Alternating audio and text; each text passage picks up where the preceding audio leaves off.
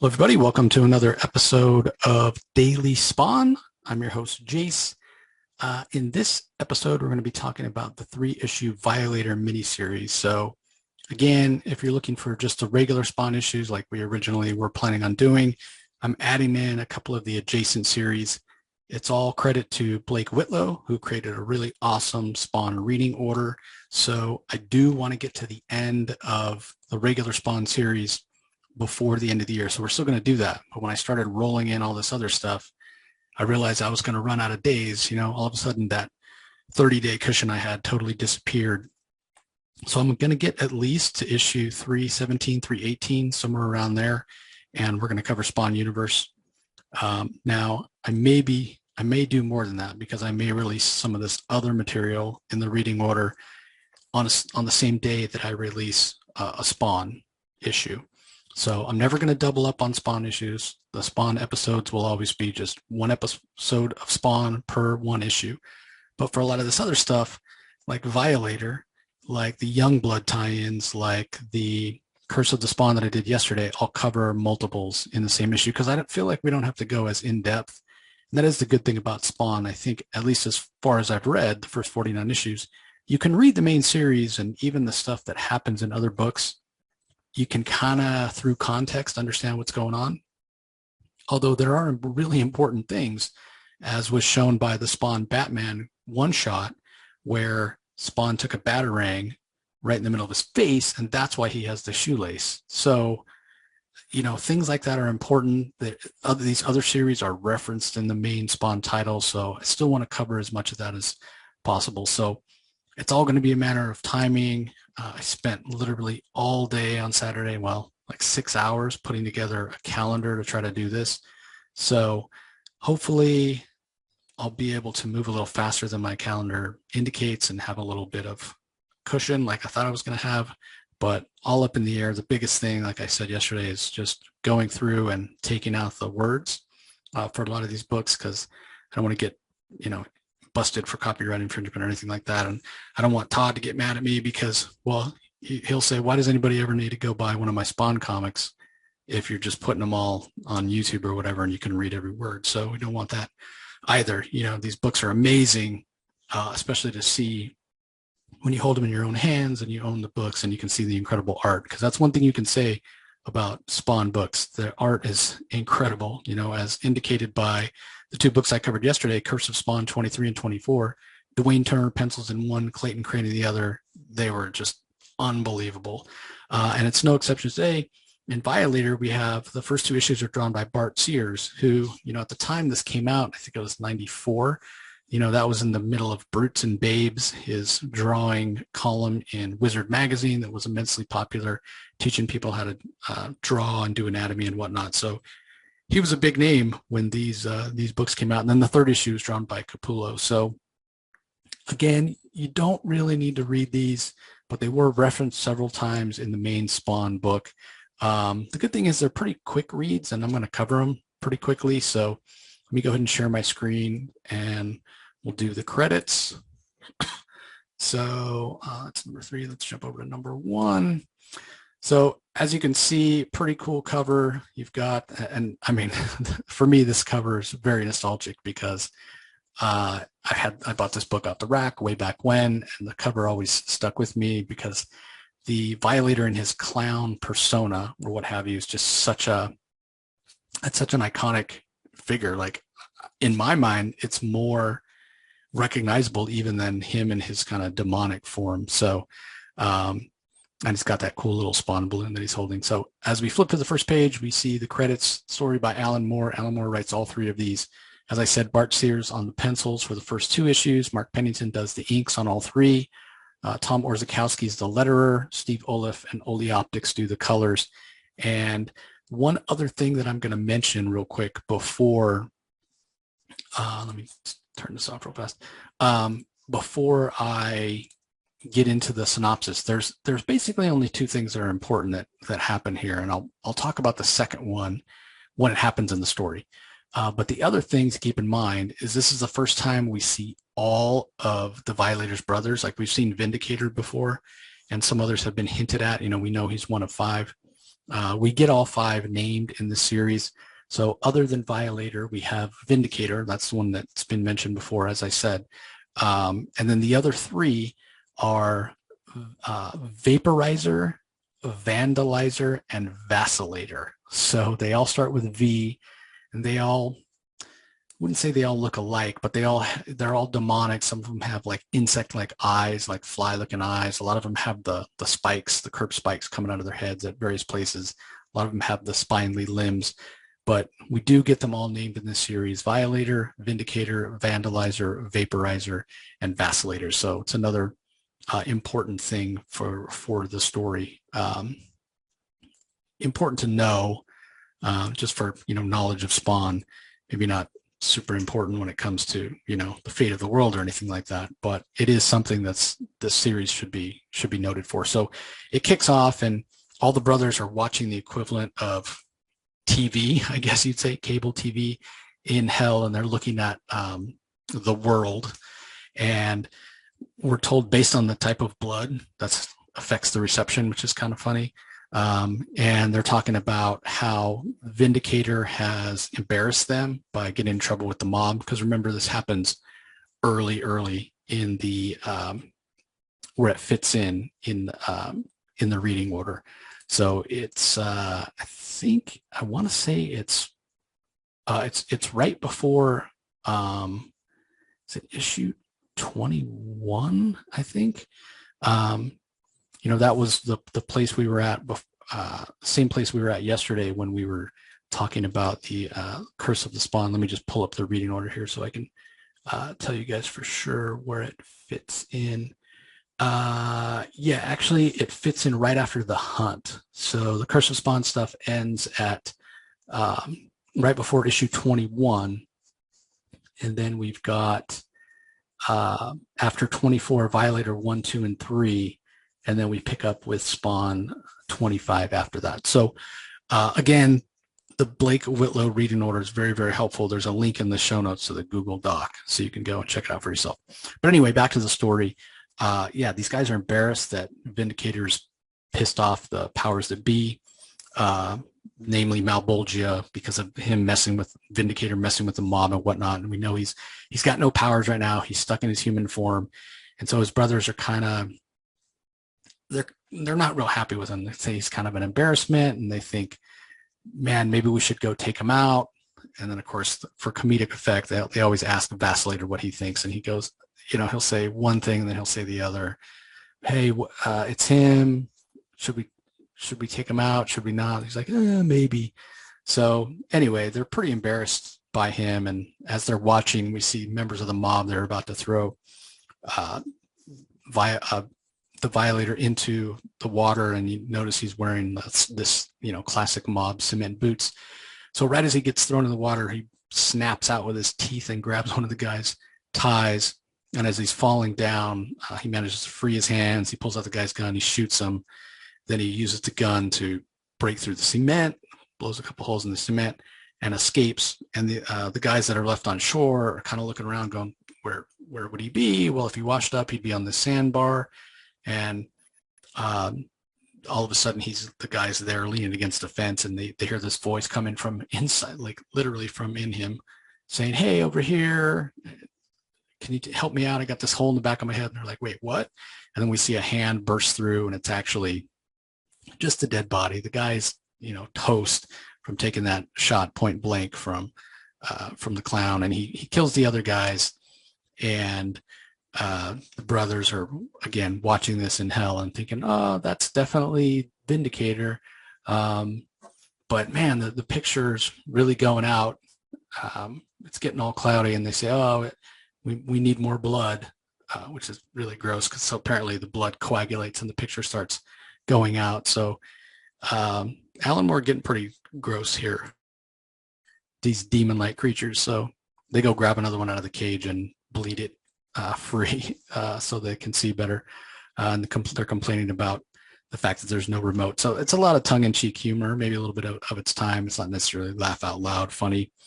Meanwhile, in Vito Gravano's office, he's hiring this guy called the Admonisher, because the Vindicator just took out two of his or three of his main most trusted lieutenants or what have you, his fixers.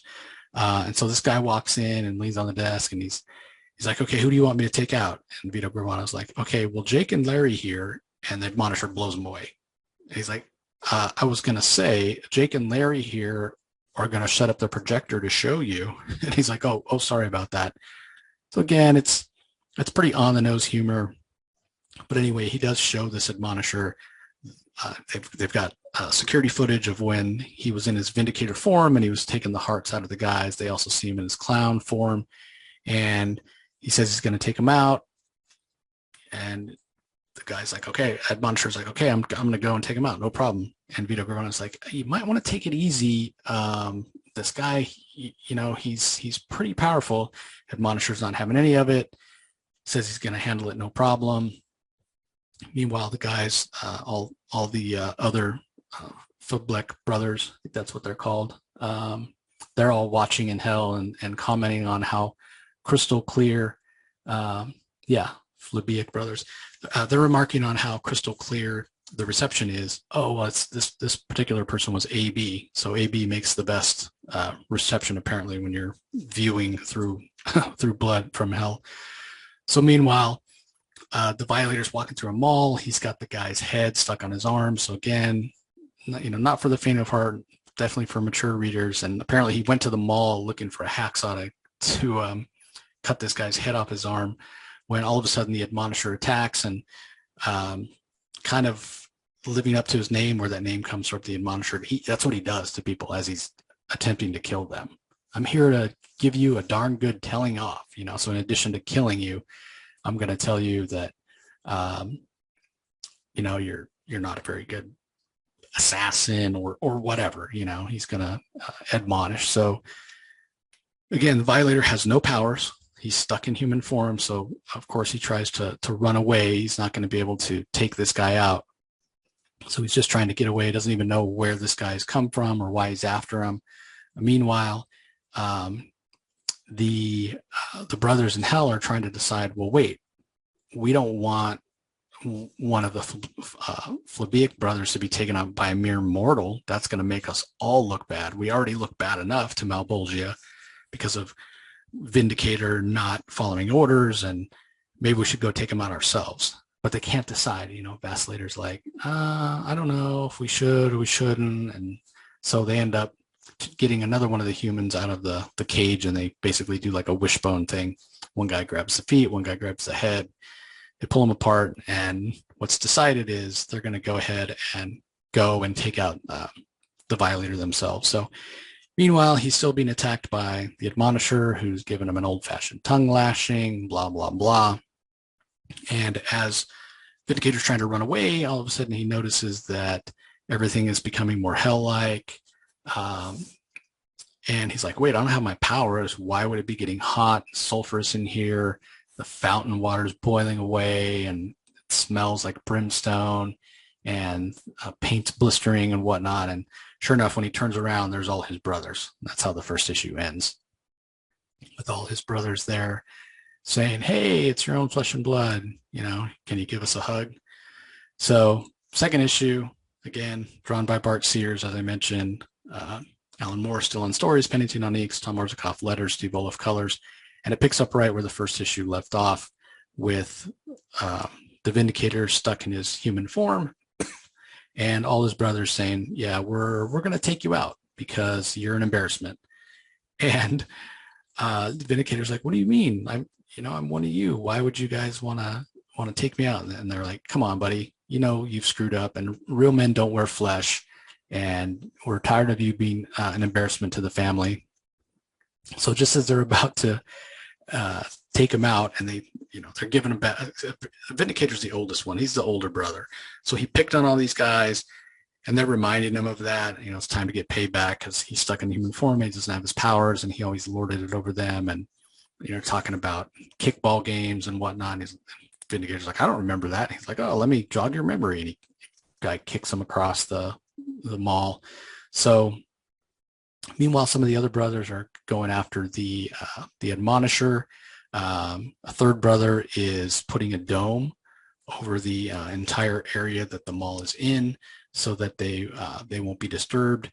And there's a few other people that get trapped in it, including Vito Gravano and one of his buddies, Youngblood, we see there on the far right, is notified about this, and they're on the outside trying to break in. So it crosses over with a few other things. And meanwhile, the Admonisher, like I said, is like, hey, you guys aren't going to take out my target, you know? And one of the things I neglected to mention, because it's kind of not that funny, but in the first issue, when Vito Gravano first meets Admonisher and he's talking about going after Vindicator, and Admonisher wants to go right after him and make a lot of noise and whatever. And Vito Gravano's like, hey, you know, take your time. You got to be careful. This guy's powerful. Be like Teddy Roosevelt, you know, walk softly and carry a big stick. And Admonisher, he's kind of a meathead, so he has no idea who Roosevelt is. So as Vindicator is being attacked by all the rest of his brothers, and Admonisher comes up and says, hey, that's my target. That's my hit. What are you guys doing? And before I admonish you all, I just want to know which one of you is Roosevelt. So it's not that funny when it really happens the first time, because Admonisher doesn't know who Roosevelt is and whatever. But here it's funny, not because of necessarily what he says, but because of the reaction that Bart Sears draws for all the brothers. Like, they're kind of looking at him like they don't know who the hell this crazy human is. And they look at each other and they're like, Roosevelt, what's this guy talking about? So it kind of lands in the moment. Again, some of this humor is pretty dated. So the battle is joined, and one of them eventually is distracted by Admonisher, which allows Vindicator to kind of get a little bit away and kind of hide out, at least for a little while, to try to kind of regain himself, gather his composure, while one of the other guys, one of his brothers, has his brain blown out, and they're all scrambling around trying to pick it up. So again, little bit of humor. And as this is all happening, with the Vindicator kind of off on his own, he has some time to kind of reflect, and he's asking questions of the dead head that's still attached to his arm. Because remember, he stuck his hand through the back of this guy's skull, and now it's stuck on his arm. And he's asking questions, you know, like, why does everybody dislike me, blah, blah, blah. And he's answering, but he's answering in like a fake voice, pretending like this guy's actually talking to him. So again, it makes for a little bit of humor, and it's also a way to get expositional from Alan Moore and for us to learn more about the Violator and his relationship with his brothers. So meanwhile, the other guys are fighting Admonisher, and for being a human, he's holding his own against these 4 hellspawns. He's doing pretty well. And meanwhile, Violator continues to have the conversation with this guy, talking about his dad and how he was the oldest, and how they all killed his dad, and you know, everybody was always jealous of him. And so eventually one of the brothers is able to grab Admonisher and swallow him, but it's not long before the guy's like, I have a stomach ache, and we see Admonisher blasting his way out of the guy with a big hole in the guts, and he's all covered in blood and what have you. So again, for being a human, Admonisher is pretty formidable against these guys. So Vindicator realizes that, Violator rather, realizes that he wants to live, and he beats the head off of his arm, or tries to anyway, just to kind of prove to himself who he is and why he's powerful. And he realizes, all of a sudden, he just has this realization, I'm having an idea. You know, there's a big light bulb over his head, and you know, he realizes where he is in New York. And so he runs outside. He runs into some guys in an alley, right? Is this pretty foreshadowing here? You have an idea where he's going right away. Yeah, and sure enough, where he's going is he's going to see Spawn. He wants to get his powers back. So we'll see how that plays out in issue number 3. Again, this one's by Greg Capullo. As far as pencils go, everybody else is the same. And Spawn's like, you know, why should I help you? You've done nothing but cause problems. What are you doing here? And there is a big pull-out poster. I think it doesn't show particularly well in the scan I have. Scan I have is not very good, but it's like a 4-part sort of pull-out poster. And what the Violator says is, well, my brothers are here, and I need to take care of them. And the mob also sicked this admonisher on me, and I know that Vito Gravano is your enemy. So if you do me a favor of giving me my power back, I'll take out these guys that are messing up your turf, right? You don't want my 4 brothers and this admonisher around. So just give me your powers, give me my powers back, and I will give you the power. Once I get my powers, I'll be able to give you your power back, because that's what Spawn says. Spawn's like, you think I'm going to drain any of my power levels to help you? Like, why would I do that? And I don't know why Spawn believes him, but that's what, I mean, I guess the Violator's he's been around a long time. He's used to manipulating people, and he does say, hey, wake up and smell the brimstone. It's 4 dudes. You got 4 dudes with my power level, and I can take them out. How much of your power do you think you're going to use up trying to take them out? But you give me my power back, or allow me to have access to my power, I'll repay you the energy you spent, and then I'll go take out my 4 brothers. So, I mean, Spawn obviously must believe him. And so he agrees to do it, and he gives Violator his powers back. And first thing Violator does is, he's like really excited. Oh, it worked. I got my powers back. I can feel it. I can turn back into my demonic form anytime I want. Spawn's like, hey, didn't you forget something? And Violator's like, oh yeah, here you go. And he walks over and kicks him off the side of the building. Again, you kind of got what you deserved, Al Simmons. I don't know why you believe the guy. Great that you wanted to believe. You should have got him to sign some kind of demonic contract. You should have done something, to make it binding. I don't know what you could have done, or you shouldn't have believed them.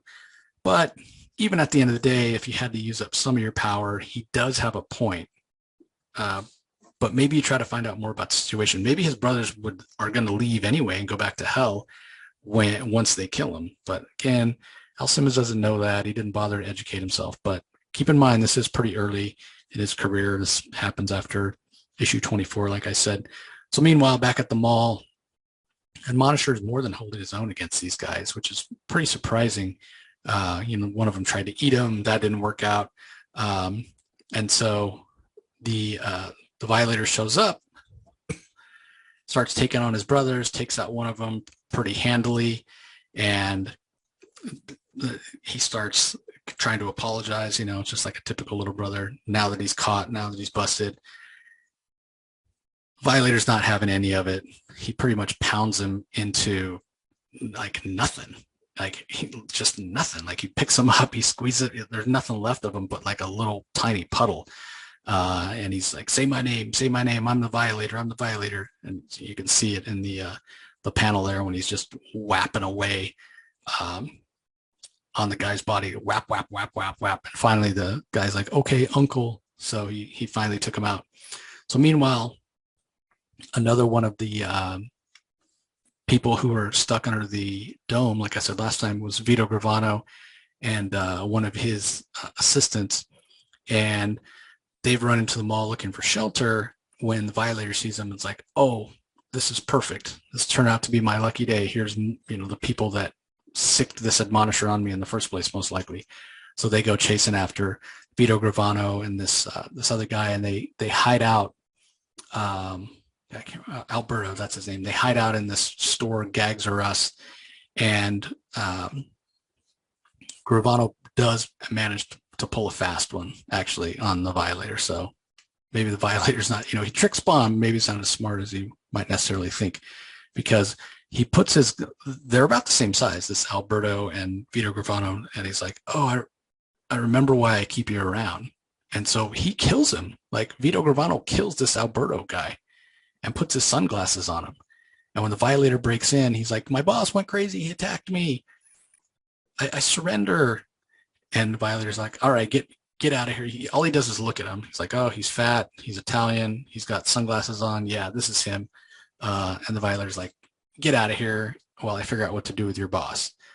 And Vito's like, oh, cool, I'm out of here. We know it's him because you see the creepy smile on his face. So what? Uh, well, I guess he didn't kill him actually. Now that I get to the page, but he didn't. He must have knocked him out. Vito Grono must have knocked this Alberto guy out because what he does is he Violator dresses him up to make him look like he's a spawn or he's a clown, and he goes walking out.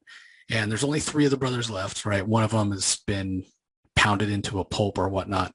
But when they see this guy come walking out, because the guy that got pounded into a pulp, he's the only one that knows that Violator got his powers back. These other three have been fighting the Admonisher. So what they do is they grab him. They grab this Alberto, thinking he's Spawn, or thinking he's a Violator rather, and they open up a gateway to hell, and they all head for the hills as a horror. They just want to get back home. But as they're doing that, the Admonisher tries to find them, saying, "Leave them without me. I strongly admonish you to reconsider." And they're like, "Why is this? What the heck's wrong with this guy? Why is he coming after us?" Meanwhile, we see Vito Gravano listening in, happy that he managed to escape because Alberto, got taken to hell, as it were. And so at the last moment before the gates of hell close, the Admonisher managed to jump through, and only the Violators left on Earth. So Violators looking on, thinking, hey, they fell for it. They thought that Vito Gravano was me. Well, don't gloat so much, Violator, because you thought that was Vito Gravano and it wasn't. So, like, double blind, I guess. But Violator does say, I knew they couldn't tell one human from another. Even I have trouble sometimes, which, that's a nod to the fact that he got fooled as well. So that's basically it. That's the story. So there's two important things here, right? Like I said, we learn the names of all the brothers, and this is how Violator gets his powers back. He tricked Spawn into giving him his powers back. If he hadn't, he probably would have been out of Spawn's hair for a lot longer and wouldn't have been able to pull all the mischief that he eventually does pull with by teaming up with Vito Gravano. So there's a couple of epilogues. We see Youngblood talking about how there was a force bubble and there were some wounded people inside, and something crazy must have happened because everybody was talking about demons from hell. We also see Vito Gravano going back to his offices, and some of his other people that work for him are saying, where's Alberto? Of course, he's not going to tell him.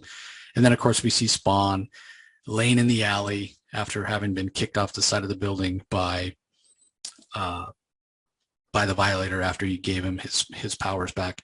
And then on the last page, what we see is Violator with his powers back, roaring and happy to be home. And the worst part for Spawn, the best part for the Violator, is that he tricked Spawn into giving him his powers back, didn't have to give up anything to get them, and now he's going to go after Spawn like he always wants to. So that's it. That's the story. Not a lot to it. The first two issues with the Brad Sears art are pretty dynamic art, but very heavy line work. I mean, it's just typical Brad Sears art. So it's very impactful. It's very over the top. Even the Capullo art isn't as kind of sharp as we'll eventually see Capullo's art get when he works on Spawn, but this is early in, with him coming on. Plus, I think he probably was trying to emulate Bart Sears at least a little bit, so that it looked better for in terms of a cohesive 3-issue arc. Weren't really collecting a lot of trades or whatnot back then, so I don't think he was worried about that. But the art is his art here. Capullo's art here does feel a little bit more like Bart Sears art than it will later on. I mean, it's still more detailed than Sears gets, and the colors even feel a little brighter on the 3rd issue, but again, it might be the scan that I have. So yeah, I mean, we basically learn that the mob is probably no longer going to mess with Violator because they know he's got his powers back. And we see Gravano basically sacrificing one of his men to get the Violator off of his back. So even though they know the Violator killed a bunch of their guys, ripped out their hearts, whatever, with what Vito Gravano saw in that mall, he's probably like, I'm going to leave well enough alone. But this is how the Violator got his powers back. We do learn the names of his brothers. Other than that, it's just okay. I'm not the biggest fan of the character of the Violator. This is Alan Moore, and he could have, I feel like, gone kind of Alan Moore and maybe made this a little more sophisticated, because he certainly brought a lot to the issues of Spawn that he wrote. But for whatever reason, he goes kind of over the top here. A lot of humor that, I mean, some of it lands. There were times where I kind of got a chuckle. But yeah, maybe it's just showing that when it comes to these Hellspawn, they're really not that intelligent. They're kind of like young teenage boys in a lot of ways, like 13, 14-year-old boys with their potty humor and their bad jokes and giving each other a bad time like brothers tend to do. So, I mean, on that level, I guess it works if you think about it like that. But all in all, it's just okay. I'm not recommending anybody run right out and buy these. Although if the Violator shows up in the upcoming Spawn movie, who knows? This book. I mean, they're not first appearances of him, but I wouldn't be surprised if the book got a little bit of a bump. So anyway, that's going to do it for this episode, everybody. Hope you enjoyed it. We appreciate your support. As always, be sure you check out all the other content that we put out beyond the Spawn Daily. Tons of interviews coming this week and next week, as always. And we have our DC Spotlight on Tuesday, as well as our New Comic Wednesday episodes every week that give a rundown, spoiler-free, for all the non-DC books that come out each week. So as I said, we appreciate the support as always, and we'll talk to you next time.